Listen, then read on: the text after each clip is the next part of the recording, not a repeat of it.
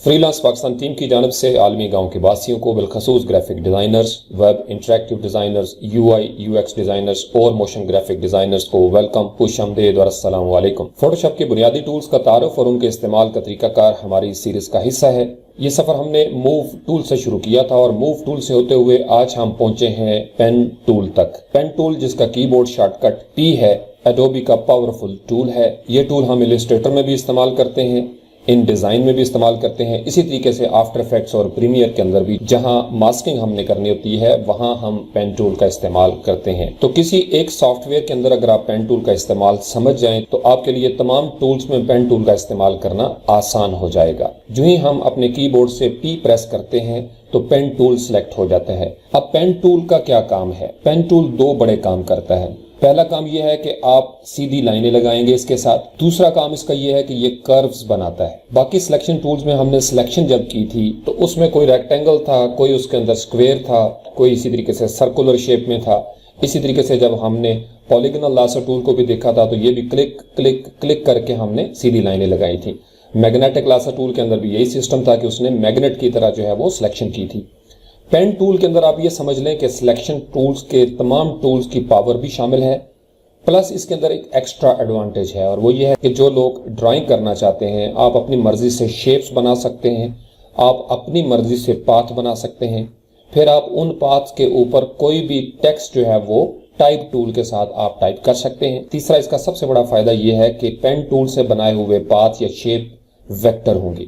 Normally तो Photoshop जो है ये पिक्सल बेस्ड होता है, यानी इसके अंदर जो है वो पिक्सेलेशन हो सकती है। यही वजह है कि लोगो डिजाइनिंग के हवाले से ज्यादातर लोग जो हैं वो इलस्ट्रेटर को या कोरल ड्रॉ को तरजीह देते हैं। लेकिन अगर आप पेन टूल का इस्तेमाल सही तरीके से समझ जाएं तो फिर आपके लिए फोटोशॉप के अंदर लोगो डिजाइन करना बहुत आसान हो जाएगा। क्योंकि लोगो डिजाइन के अंदर दो ही तो चीजें होती हैं, या उसके अंदर ये इस तरह का टेक्स्ट होगा, टाइप होगा, या उसके अंदर कोई इस तरह की शेप होगी, या सिंबल्स के साथ आप लोगो बनाते हैं। फोटोशॉप के अंदर ये सारे काम मुमकिन है। जिन लोगों को फोटोशॉप के इन टूल्स का ज्यादा डेप्थ में पता नहीं होता वो प्रेफर करते हैं इलस्ट्रेटर को। इलस्ट्रेटर की पावर पे किसी को कोई शक नहीं है, वो बहुत पावरफुल टूल है। जब हम उसकी सीरीज स्टार्ट करेंगे तो आप देखेंगे कि इलस्ट्रेटर के बहुत सारे फायदे हैं। लेकिन अगर आपको फोटोशॉप के साथ इश्क है और आप ये चाहते हैं कि आपको सिर्फ फोटोशॉप ही इस्तेमाल करना आ जाए और इससे आपकी ऑनलाइन अर्निंग स्टार्ट हो जाए तो आप मुतमिन हो जाएं, इसलिए कि फोटोशॉप के अंदर भी आप लोगो डिजाइन कर सकते हैं, बिजनेस कार्ड डिजाइन कर सकते हैं, इसी तरीके से फ्लायर, ब्रोशर, कैलेंडर, पोस्टर वगैरह वो भी आप डिजाइन कर सकते हैं। और अगर आप ये चाहें कि उसकी रेजोल्यूशन का मसला ना हो, उसके अंदर पिक्सेलेशन ना आए, या आप उसका पाथ बना लेंगे या आप उसको शेप के तौर पर सेव कर लेंगे, ताकि अगर आपके डॉक्यूमेंट की रेजोल्यूशन 500 पिक्सल है या 5000 पिक्सल है तो शेप जो है वो एक वेक्टर की तरह आप उस 5000 पिक्सल्स के डॉक्यूमेंट के ऊपर भी अप्लाई कर सकते हैं। तो जो ही हमने यहां से पेन टूल को सिलेक्ट किया तो पेन टूल की ये ऑप्शन बार हमारे सामने सिलेक्ट हो गई। अब तक हमने जितने टूल्स के बारे में समझने की कोशिश की उन सबसे ज्यादा पावरफुल और सबसे ज्यादा कॉम्प्रिहेंसिव ऑप्शन बार जो है वो पेन टूल की है। एक्सट्रीम लेफ्ट साइड पे जाना पहचाना आपका प्रीसेट्स का पैनल है। यहाँ आप पहले से बने हुए प्रीसेट्स को एक्सेस कर सकते हैं, या अपनी मर्जी से जब आपने यहाँ पे स्ट्रोक या फिल कलर या इसी तरीके से विड्थ और हाइट और इसी तरीके से ये जो शेप के हवाले से है इनकी कोई मखसूस सेटिंग कर ली तो फिर आप उनको अपनी मर्जी से यहाँ इस आइकन के ऊपर क्लिक करेंगे और यहाँ पे कोई भी नाम दे के आप उसका नया टूल प्रीसेट जो है वो बना के सेव कर सकते हैं। जब आप ओके करेंगे तो वो सेव हो जाएगा। उसके बाद ऑप्शन है पिक टूल का। तो यहाँ से जब शेप सेलेक्ट होगा तो इसका मतलब यह है कि जब आप पेन टूल के साथ पाथ्स बनाएंगे तो वो दरअसल आपकी शेप बनेगी। लेकिन अगर यहाँ से आपने मोड जो है वो पाथ सेलेक्ट किया हुआ है तो फिर वो सिर्फ पाथ होगा, उसके अंदर कोई कलर फिल नहीं होगा, उसका कोई स्ट्रोक नहीं होगा। तो आप उसको पाथ के सेक्शन से यहाँ पे, या अगर ये आपके पास ओपन नहीं है तो विंडोज में जाके यहाँ पे आप पाथ के ऑप्शन से उस पैनल को ओपन भी कर सकते हैं। अब पाथ का इस्तेमाल हमने मिक्सर ब्रश टूल के हवाले से भी देखा था। जब आपके पास पाथ आ गया तो इसका मतलब यह है कि आप उसको किसी भी मकसद के लिए इस्तेमाल कर सकते हैं। आप उस पाथ के ऊपर कोई ब्रश स्ट्रोक लगा सकते हैं, पेंसिल का स्ट्रोक लगा सकते हैं, आप उसके ऊपर मिक्सर ब्रश का कोई इफेक्ट उसमें डाल सकते हैं। इसी तरीके से आप पाथ के ऊपर कोई भी टेक्स्ट लिख सकते हैं। फर्ज कर लें हमने यहाँ पे वेव्स बना ली और हम चाहते हैं कि हमारा टेक्स्ट जो है वो इन लहरों की शक्ल में आए, तो फिर हम पहले उसका पाथ बनाएंगे और उसके बाद यहाँ से टाइप टूल सेलेक्ट करके उसके ऊपर जब जाएंगे तो वो वेव की शक्ल में हमारे पास टेक्स्ट आना शुरू हो जाएगा। अब यहाँ से हमने चूंकि पाथ सेलेक्ट किया तो आपने ये देखा कि ये बाकी जो है ये ग्रे आपको नजर आ रहे हैं, ये डिम है। लेकिन जो ही हम इसको शेप को करेंगे तो शेप के ऑप्शंस चेंज हो जाते हैं। पाथ के अंदर फिल और स्ट्रोक आपको नजर नहीं आया था। जब आप पाथ को करते हैं तो उसमें ये सिलेक्शन, मास्क और शेप का ऑप्शन है। नेक्स्ट ऑप्शन है फिल कलर का। फिलहाल आपको ये रेड लाइन जो नजर आ रही है, इसका मतलब है कि नो फिल कलर। तो जो ही आप इसके ऊपर क्लिक करते हैं तो यहाँ पे ये आपको एक रेड बार नजर आ रही है। ये जो सुर्ख लाइन है, इसका मतलब ये है कि ये नो फिल कलर है। उसके साथ ये फिल कलर का है, यहाँ पे आप क्लिक करके कोई सॉलिड कलर फिल कर सकते हैं।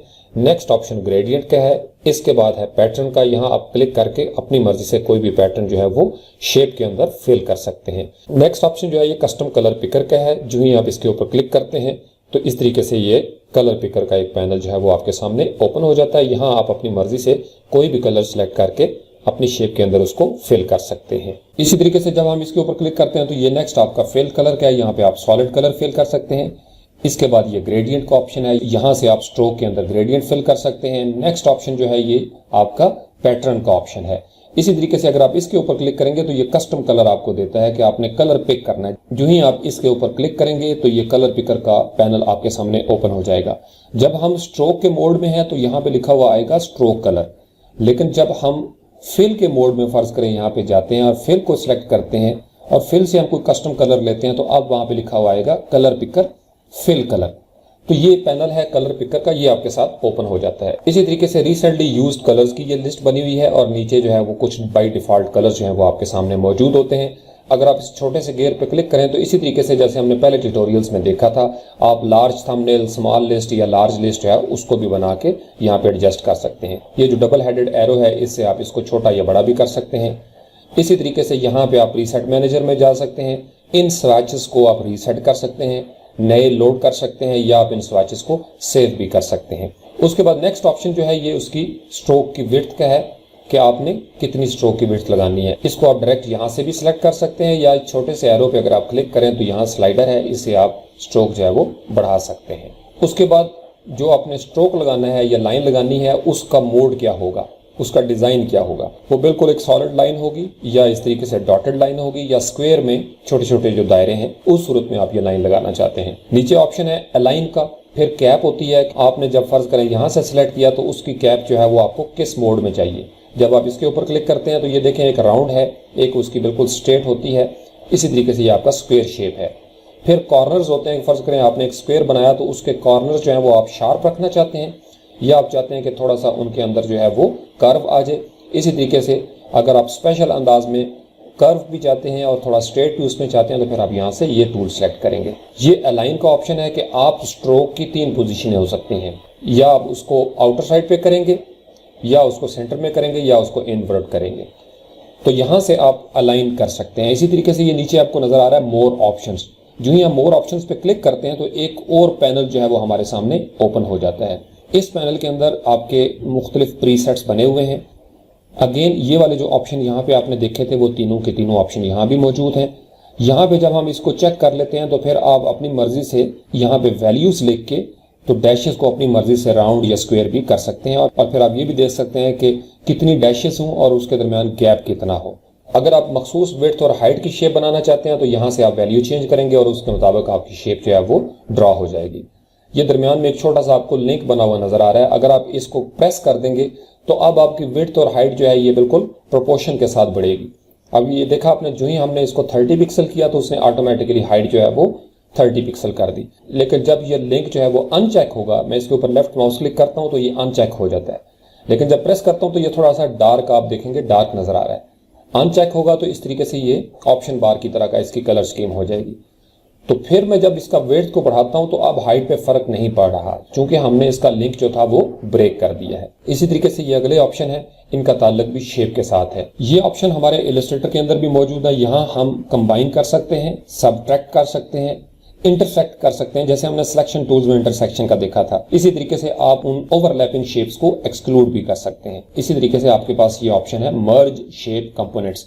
2 शेप्स आपने बनाई और आपने उनको मर्ज करना है तो फिर आप यहां से इसको क्लिक कर देंगे। नेक्स्ट ऑप्शन जो है ये अलाइनमेंट के लिए है। लेफ्ट एजेस, हॉरिजॉन्टल सेंटर्स है, राइट एजेस है। ये आपको बेहतर पता है कि जब आपने अलाइन करना होता है शेप्स को, आप लेफ्ट साइड पे करना चाहते हैं तो आप इसको चेक कर देंगे। इसी तरीके से बॉटम एजेस आप मिलाना चाहते हैं तो फिर इसको आप क्लिक कर देंगे। नीचे अगर आप देखें तो ये फिलहाल टिक हुआ है अलाइन टू सिलेक्शन, यानी अगर मैंने 4 शेप्स सेलेक्ट की हुई हैं तो उन सिलेक्शंस की आपस में अलाइनमेंट होगी। लेकिन अगर मैं ये चाहता हूं कि मेरा ये जो कैनवस है इसके पीछे इसके साथ वो अलाइन हो तो फिर मुझे यहाँ से इसको सिलेक्ट करना पड़ेगा। ये ऑप्शन भी आपका इलस्ट्रेटर के अंदर है।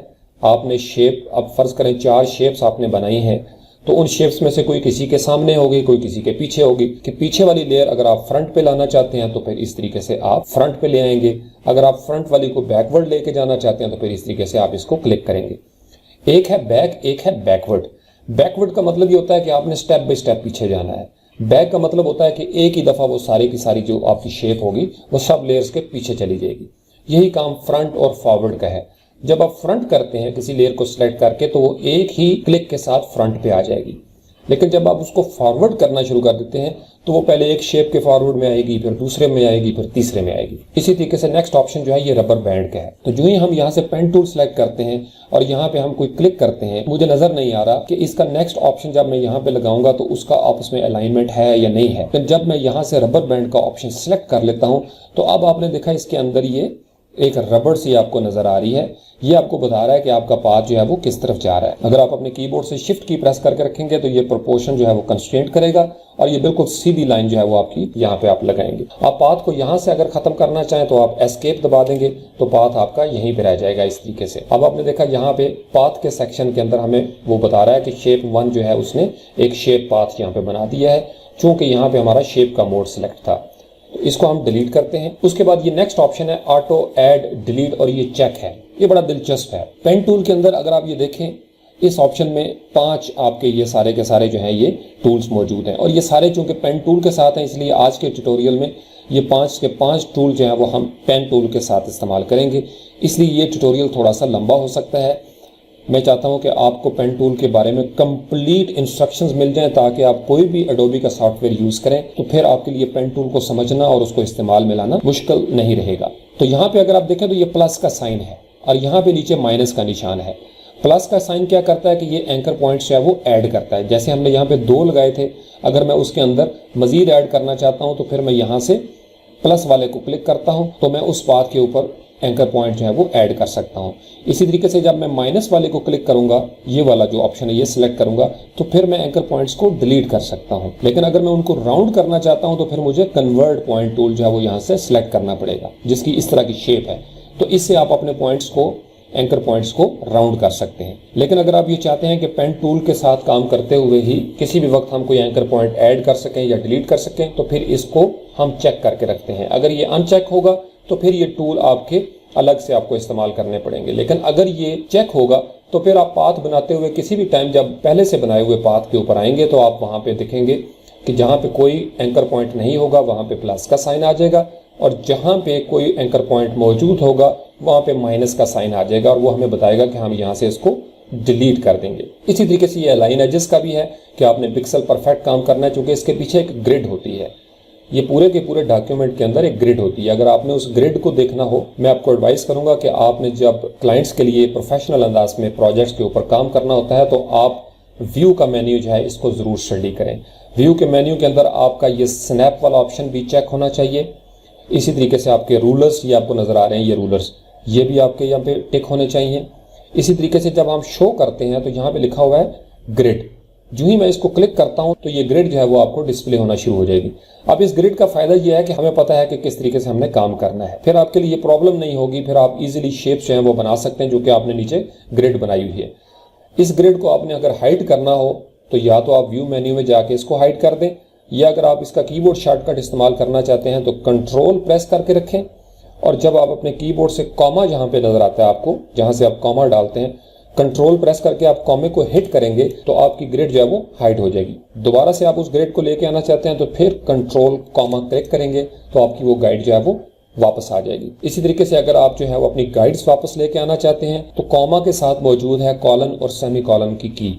जब आप कंट्रोल की प्रेस करके कॉलन को प्रेस करते हैं तो वो आपकी जो गाइड्स थी वो आपको डिस्प्ले होना शुरू हो जाती हैं।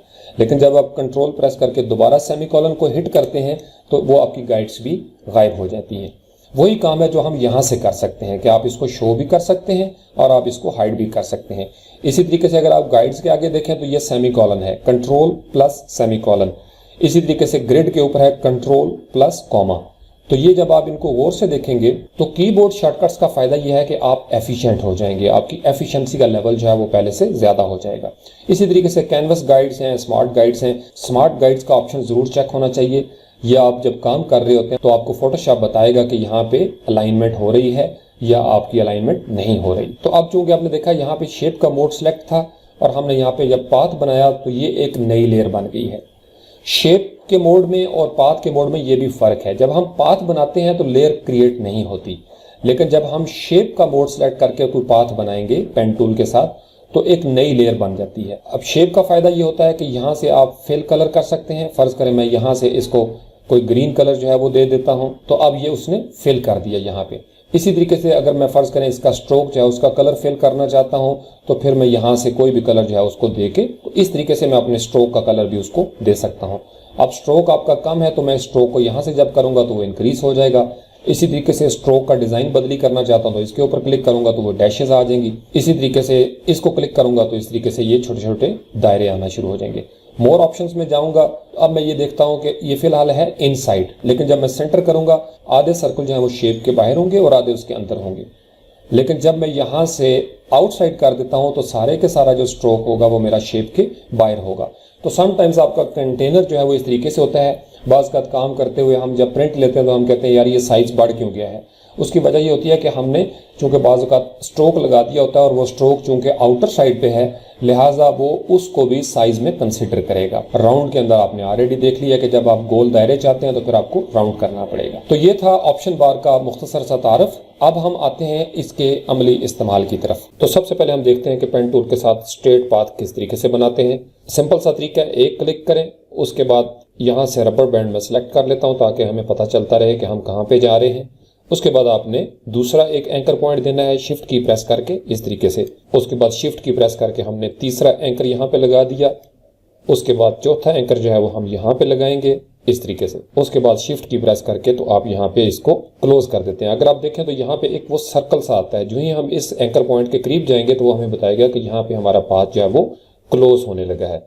तो जो ही हम इसको क्लिक करेंगे तो इस तरीके से ये हमारा जो है वो एक पाथ कंप्लीट हो गया है। पाथ चूंकि नई लेयर नहीं बनाता लेकिन उसको हम पाथ के सिलेक्शन से देख सकते हैं कि यहाँ पे हमारा पाथ जो है वो कंप्लीट है।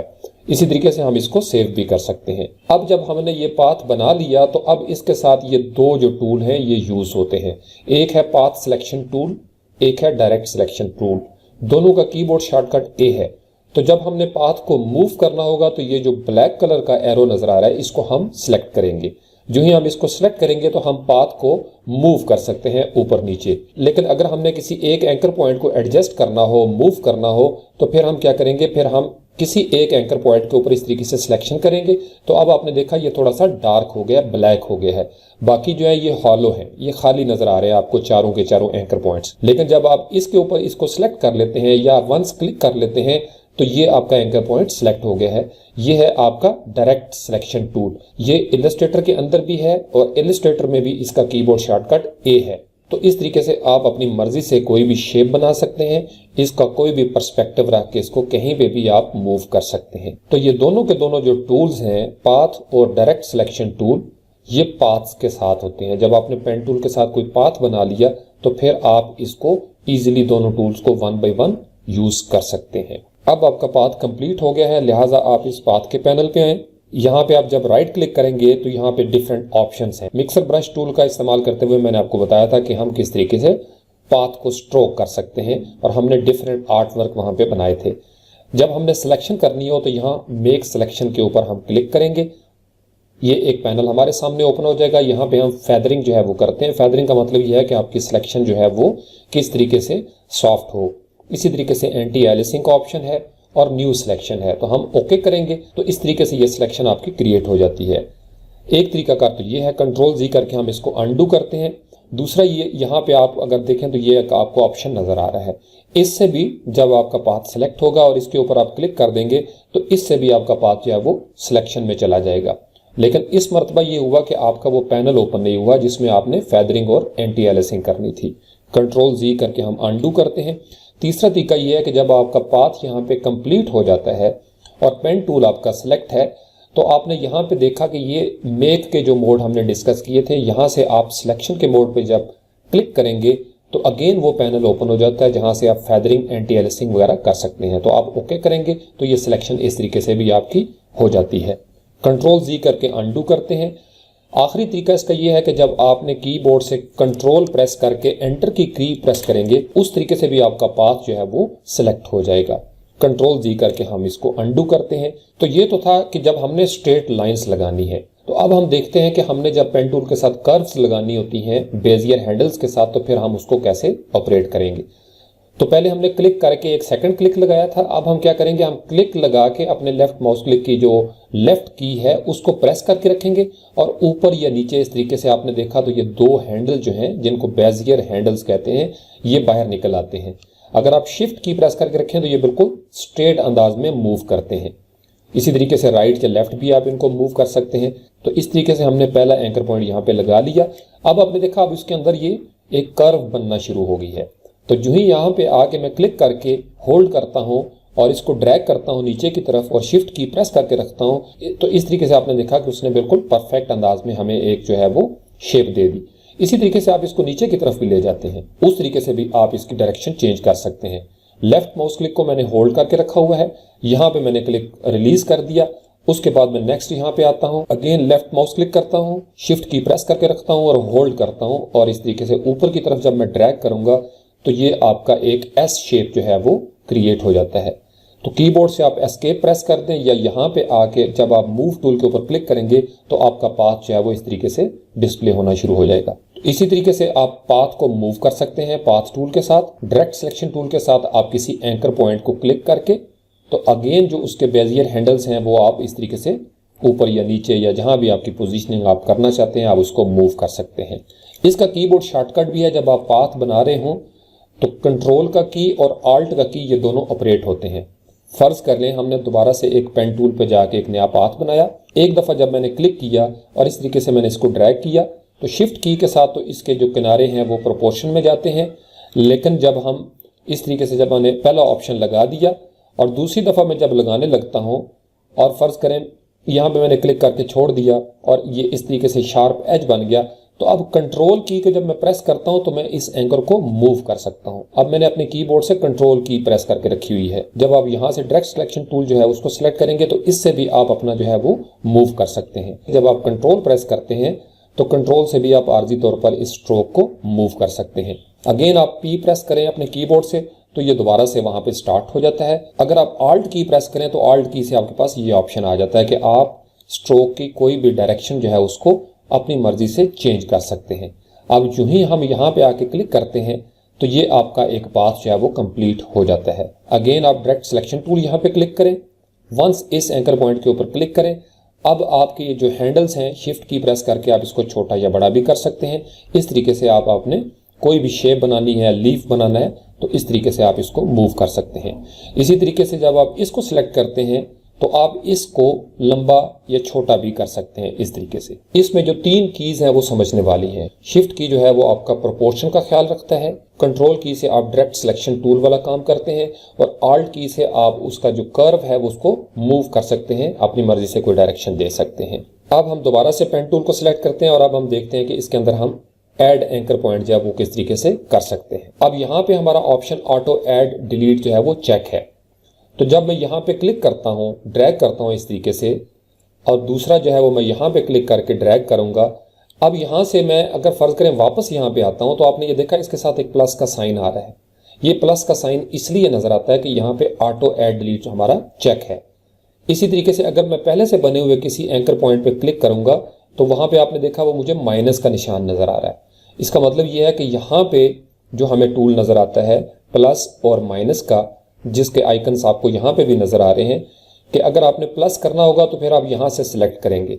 लेकिन अगर आपका ये ऑप्शन चेक है तो फिर आप पाथ में वापस आएंगे तो वो अगेन आपको जो है वो बताना शुरू कर देगा कि आप यहाँ पे नया एंकर पॉइंट ऐड कर सकते हैं। फ़र्ज़ करें हम यहाँ पे लेफ्ट माउस क्लिक से ऐड करेंगे तो ये आपका एक और एंकर पॉइंट जो है वो यहाँ पे बन गया है।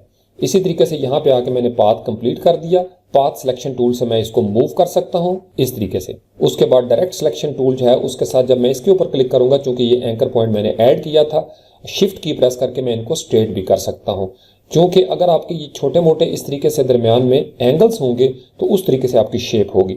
लेकिन अगर ये राइट लेफ्ट या ऊपर नीचे जो है वो बिल्कुल स्ट्रेट रहेंगे तो उसके जो प्रोपोर्शंस हैं वो कॉन्स्टेंट रहेंगे, उसके किनारे जो हैं।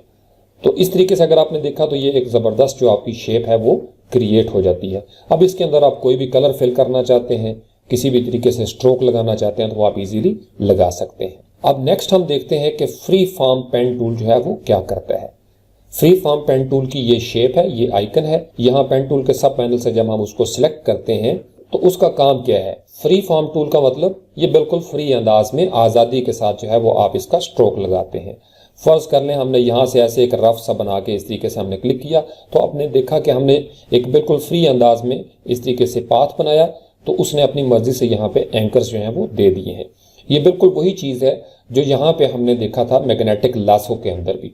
मैग्नेटिक लासो टूल क्या करता था कि वो आपकी सिलेक्शन करता है बिल्कुल मैग्नेट के अंदाज में, लेकिन आपका जो फ्री फॉर्म है वो बिल्कुल आपके मैग्नेट की तरह एकदम से आपका पाथ जो है वो बना के आपको दे देता है। यहाँ पे ऑप्शन बार में देखें तो मैग्नेटिक का एक ऑप्शन भी है।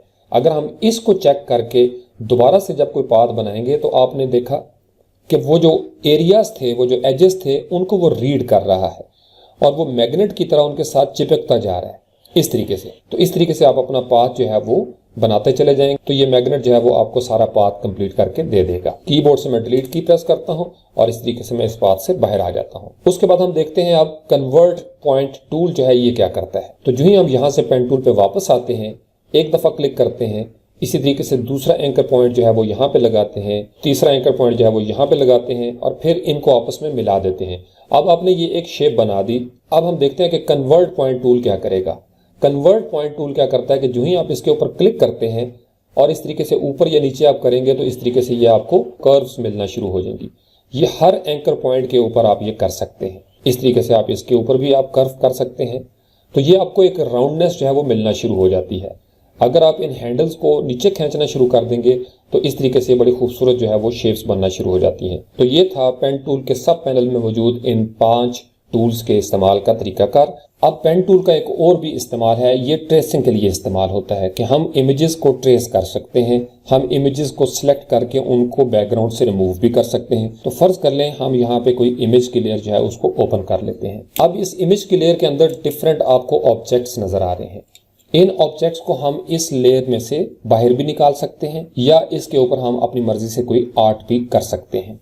तो जो ही आपने पेन टूल यहाँ से सिलेक्ट किया, यहाँ पे एक क्लिक किया, चूंकि अब मुझे स्ट्रेट जो है वो क्लिक्स चाहिए, दूसरा एंकर पॉइंट मैं यहाँ पे लगाता हूँ, तीसरा मैं यहाँ पे लगाता हूँ। कीबोर्ड से किसी की को प्रेस करने की ज़रूरत नहीं, लेफ्ट माउस क्लिक से यहाँ पे मैंने तीसरा एंकर पॉइंट लगाया और यहाँ पे मैं इसका चौथा ऑप्शन जब लेके आता हूँ तो ये क्लोज हो जाता है पाथ। अब कंट्रोल एंटर की से मैंने इसकी सिलेक्शन बना ली, चूंकि ये लेयर जो है एक स्मार्ट ऑब्जेक्ट है। अब जब कीबोर्ड से कंट्रोल C और कंट्रोल V करता हूँ तो ये वाला हिस्सा जो है ये एक नई लेयर में चला जाएगा, या एडिट के मेन्यू में जाऊंगा और यहाँ से मैं इसको करता हूँ कॉपी, अगेन एडिट के मेन्यू में जाके यहाँ पे मैं कर देता हूँ इसको पेस्ट।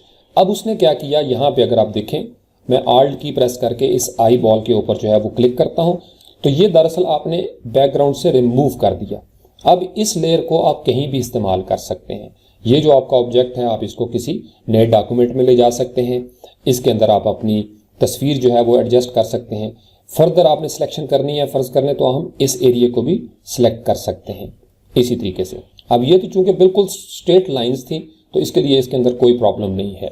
फर्ज कर लें मैं इसको कंट्रोल एंटर करके सिलेक्शन करता हूं तो मैं इसको डिलीट प्रेस करूंगा तो उतना हिस्सा डिलीट भी हो गया है।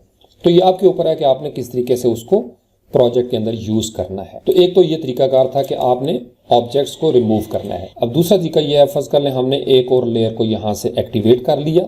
अब ये लेयर हमारी विजिबल हो गई है, इनको हम हाइड कर देते हैं। अब हम देखते हैं कि इस लेयर के साथ हम ट्रेसिंग कैसे कर सकते हैं। तो पेन टूल आपका सिलेक्ट हो गया, तो इसके लिए कोशिश करें कि जितना आप जूम करके इमेज को अपने पास ला सकते हैं आप अपने पास ले आए। तो एक हमने यहाँ पे एंकर पॉइंट लगा दिया लेफ्ट क्लिक करके। अब दूसरा एंकर पॉइंट जब यहाँ पे मैंने लगाना है तो चूंकि इसकी चोंच के अंदर थोड़ी सी कर्व नजर आ रही है, इसलिए सिर्फ क्लिक करने की बजाय मैं इसको क्लिक करके होल्ड करूंगा और थोड़ा सा राइट साइड पे नीचे की तरफ इस तरीके से मैं मूव करूंगा। अगर फर्ज कर लें मैं इसके बेजियर हैंडल्स को मजीद एडजस्ट करना चाहता हूं, कीबोर्ड से आल्ट की प्रेस करके रखूंगा और इस हैंडल को पकड़ के ये देखें इस तरीके से मैं इसको ऊपर या नीचे जो है वो ले जा सकता हूं। तो जो ही मैं यहाँ पे आके करता हूँ तो ये मैंने एडजस्ट कर लिया। अगेन मैं अपना काम स्टार्ट कर सकता हूँ। आप ये देखें, जब मैंने वो बेजियर हैंडल जो है वो ऊपर लेके गया तो इस तरीके से मेरा पाथ जो है वो डिस्टर्ब हो गया। अगेन आप अपने कीबोर्ड से Alt की प्रेस करके रखें और आपने इसको बताना है कि मैं यहाँ पे जाना चाह रहा हूँ। तो इस तरीके से आपने उसको गाइड किया। अब आपका पाथ जो है वो बिल्कुल स्ट्रेट लाइन में है। तो यहाँ पे हम तीसरा एंकर पॉइंट लगाते हैं और इसको थोड़ा सा राउंड कर लेते हैं। ये एक पाथ हमने बना लिया। अब हम क्या करते हैं, अब हम बजाय इसके कि इसको मूव करें इस तरीके से, तो यहाँ पे मैं Alt की प्रेस करके वंस क्लिक कर दूंगा इसके ऊपर। इसका मतलब ये है कि अब मैंने उसको यहाँ से सेपरेट कर दिया। अगेन यहाँ पे मैं क्लिक करूंगा और इस तरीके से मैं एक राउंड कर्व यहाँ पे लगा सकता हूँ। उसके बाद यहाँ पे हम क्लिक करेंगे, उसको थोड़ा राउंड कर लेंगे, फिर यहाँ पे क्लिक करेंगे। इसी तरीके से आप ये करते चले जाएंगे। फिर आप फर्ज कर लें यहाँ पे अगर आप चेंज करना चाहते हैं तो कंट्रोल की, मैंने आपको बताया था, कंट्रोल की प्रेस करके आप इसको ऊपर नीचे भी ले जा सकते हैं। अब हम बिल्कुल जब यहाँ पे लास्ट आएंगे तो ये हमें बता रहा है कि आपका पाथ यहाँ पे कंप्लीट हो रहा है। अब जब आपका पाथ कंप्लीट हो गया और ये लेयर, जिस लेयर को आप मूव करना चाहते हैं वो सिलेक्ट है, तो कंट्रोल प्रेस करके एंटर की प्रेस करेंगे तो ये आपका पाथ कंप्लीट हो गया है। अब कंट्रोल C और कंट्रोल V करता हूं तो ये एक नई लेयर के ऊपर जितना हिस्सा मैंने सिलेक्ट किया था वो इसने अलग सिलेक्शन में अलग लेयर के अंदर मुझे डिस्प्ले कर दिया है। अब इस परिंदे के साथ मैं फर्ज कर लें इसका वेक्टर बनाना चाहता हूं, इसकी कोई शेप बनाना चाहता हूं, या इसके अंदर ब्लैक कलर फिल करके इसका कोई सिलुएट बनाना चाहता हूं, तो इस तरीके से भी मैं इसको सेव कर सकता हूं। तो इस तरीके से ये होती है आपकी ट्रेसिंग, कि आपने मुख्तलिफ अंदाज में ट्रेसिंग करना होता है चीज़ों को और आप अपने प्रोजेक्ट्स में उनको यूज़ कर सकते हैं। तो पेन टूल का इस्तेमाल ज़रूर सीखें। इसके बाद हमारे 2 और ट्यूटोरियल हैं बड़े बड़े। एक है टाइप के हवाले से, मैं चाहता हूं कि मैं आपको बताऊं कि कौन सा फॉन्ट जो है वो कब कहां कैसे इस्तेमाल होगा, और उसके साथ हार्मनी क्रिएट करने के लिए हम दूसरा फॉन्ट कौन सा यूज़ करेंगे या किस तरीके से इसकी टेक्निक होती है। तीसरा जो हमारा बड़ा ट्यूटोरियल है वो शेप के हवाले से है। इसके बाद तकरीबन एक और ट्यूटोरियल होगा और इस तरीके से हमारे ऑल फोटोशॉप टूल्स एक्सप्लेन्ड इन उर्दू जो हमने मूव टूल से शुरू किए थे वो टूल्स हमारे मुकम्मल हो जाएंगे इंशाअल्लाह। तो जो ही ये टूल्स का सफ़र ख़त्म होता है तो उसके बाद मैं एक बिजनेस कार्ड का ट्यूटोरियल जो है वो आपके लिए बनाऊंगा, चूँकि इसकी मुझे डिमांड आ रही थी। बार बार मुझे इनबॉक्स में मैसेज आ रहे थे कि सर इसके बारे में हमें कुछ बता दें।